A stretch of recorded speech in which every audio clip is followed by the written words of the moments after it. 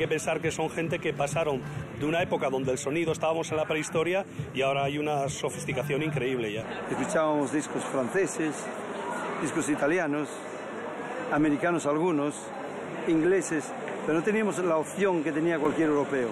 El rock es algo más que una música, como todos vosotros sabéis. También es una manera de pensar y de sentir. Y ahora oídme todos, nunca miréis atrás. Hay que seguir marchando, cada día un poco más.